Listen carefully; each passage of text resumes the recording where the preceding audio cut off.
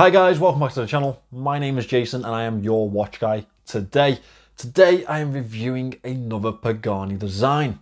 However, as you may have seen in the title, this could be the best one yet. And I don't say that lightly. There are a few things with this model that really do improve on past pieces, and I think it is a diverse and out there enough design that they have homaged today to really make this one, it's a winner. It's just a winner. So I've worn this for about a week or so now and I've enjoyed every single second of it. I think it's a fantastic watch. It really does fit a certain aesthetic and it's a winner. This has been sent to me by the Pagani Design wristwatch store on Aliexpress. I don't have to send it back. However, that's the only thing that has changed hands, no cash or anything like that. I also have a link in the description to their store if you wanted to pick this one up or have a look at any of the other watches that they have just below. That's an affiliate link. If you use it, I get a little bit of a kickback. As well as that, I have my online store linked down there. You can pick up fantastic deals on pre-owned watches on that store.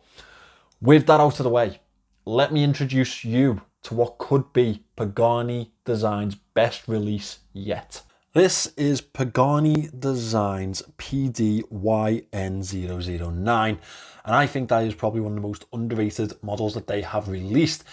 Definitely one of the most under the radar models that they have released recently. I think it's absolutely fantastic. I've really enjoyed this piece for the last week or so. Really enjoyed wearing it. It's just been a joy and it really does catch the eye whilst on wrist. It does so much for such a little price. Speaking of which, it is £97 right now on the Pagani Design wristwatch store. That is who has sent me this watch. Let's talk about the watch itself. So it is dubbed as a titanium alloy casing.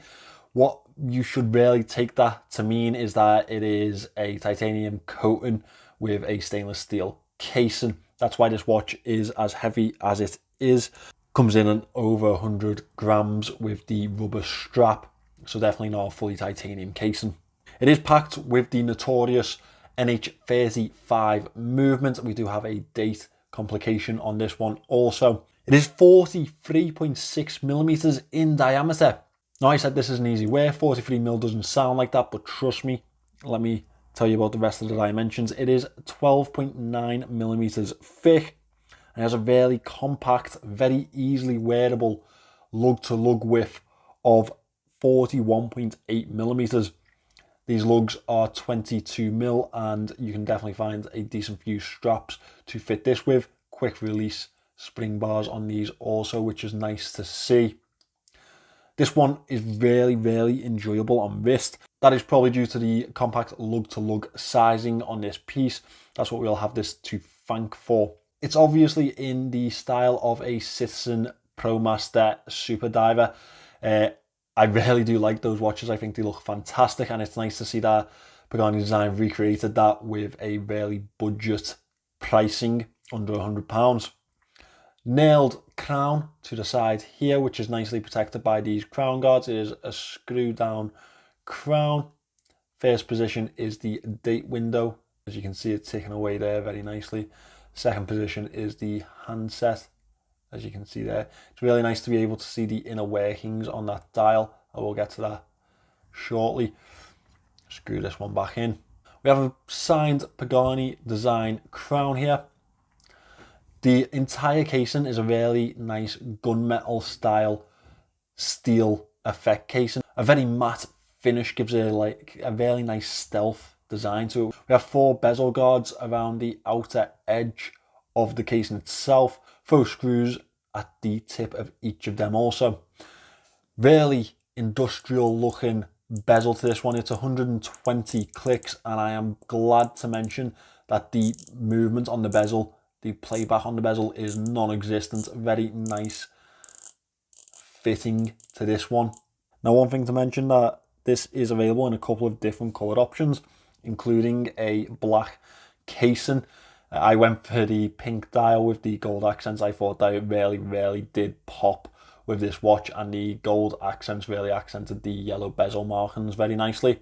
Speaking of which, this is a ceramic bezel insert. We have a lume pip up at the 12 o'clock, and we have numerals at the 10, 20, 30, 40 and 50 marking with pointed batons at the 5-minute intervals. Very nice dive style bezel on this piece, very well measured and legible. The case back is a screw down case back. We do have pinholes instead of the usual slots on this one, and a nautical themed compass in the center. I think that really does fit the design of the piece itself. Sapphire crystal fitted to the casing, and that does have a small level of anti-reflective coating, as you can see there. Altogether, this watch is provided with 200 meters of water resistance, giving it that real dive ability that we look for. Now, as we move into the dial itself, you can see it's a really nice camo effect, pink and grey dial, with nice cutaways to give this skeletonized, almost skeletonized anyway, effect to the dial itself. You can see the inner workings of the movement in the back, that NH35 movement. We have a black date wheel, which is visible through multiple points of the dial. Over at the 3 o'clock here, you can see that small red arrow points to the actual date window itself. Again, as mentioned, I really do like the pink and grey accents to this dial. I think that it works really well with the design. Large and legible is how I would describe these indices. We have a minute track on the outer edge of the chapter ring that is printed to that chapter ring. Again, very visible, very legible. Down at 6 o'clock, we have Japan movement either side of the 6 o'clock marking. Very bold indices on this one, as mentioned. Really, the one downfall I am kind of looking for in this watch, or the one that I haven't really measured yet, is the lume. So it's going to be really interesting to see how they've gone with this lume signature on this watch. Very citizen-esque in design, the entire dial. It is obviously a homage to that Promaster, and they have followed that through into the dial itself.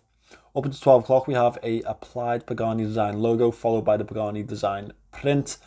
Down at the 6 o'clock, we have automatic 200 meters. Very bold and legible arrowhead minute hand on this piece, followed by the, again, very bold and legible hour hand, which is quite a bit shorter. Second hand as an arrowhead tip as well, with a lollipop counterbalance on here that is loomed.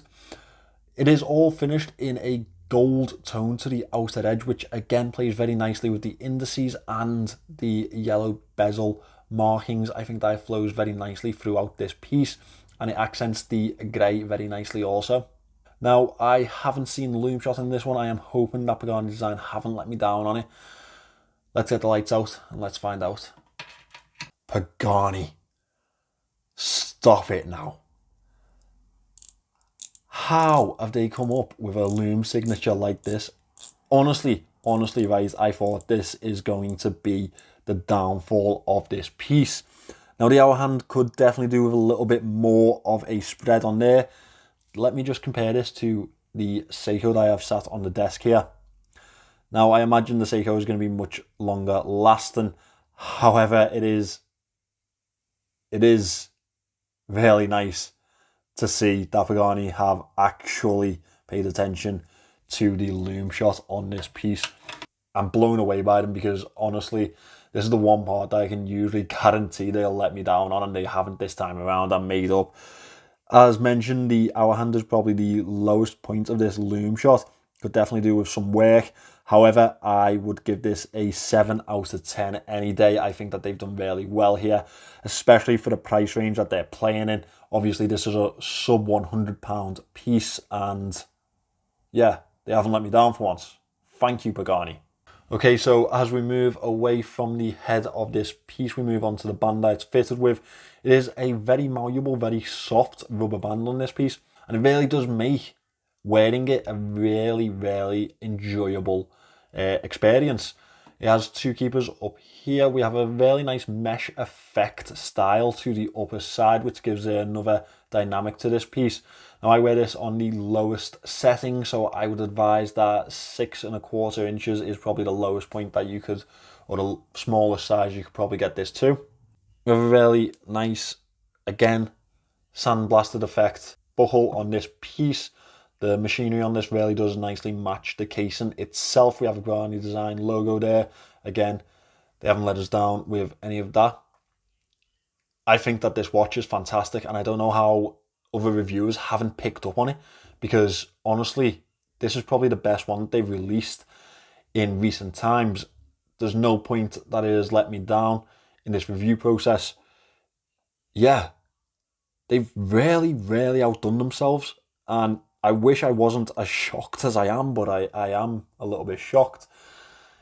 Wears really nicely on wrist. Now let me get into the moan section, and it's going to be much shorter than most Pagani moan sections, I'll tell you that much. So first of all, the size isn't going to be for everyone.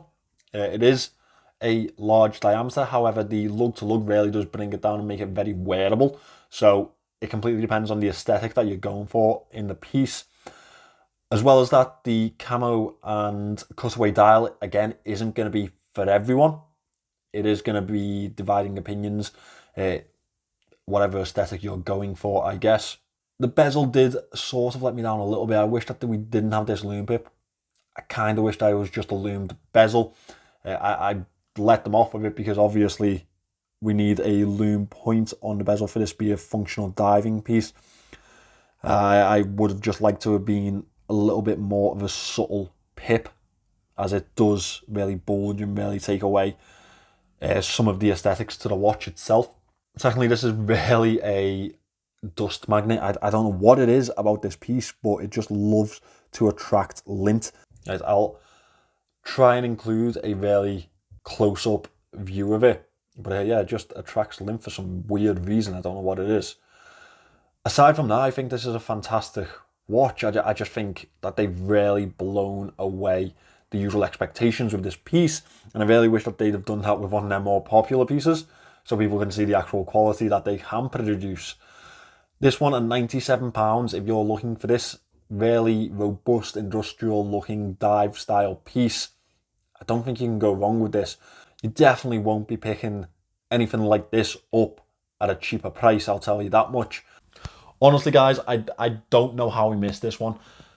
I've seen it on the market for a little while, and I've asked a few stores to send it in to me. However, no one really got back to me, and yeah, I kind of gave up on it until the wristwatch store on Aliexpress was kind enough to send me one in. And honestly, I'm so glad that they did. That pink tile is so playful. However, it is available in other colour options if you wanted to go a bit safer. I think that this could be one of the best watches they've released yet, and that lume shot really did nail it for me. I think that really brought it home, and I hope it does for a lot of you guys too. If you are looking for this type of divisive and out there type of design for your dive watch collection, I think this could be one for you. As mentioned in the intro, all the links that you would need are in the description, including the wristwatch store link on AliExpress and my own online personal store where you can pick up great deals on some watches. Thanks for watching this one, guys. Please remember to subscribe to the channel. I'd greatly appreciate it, and I will see you in the next one.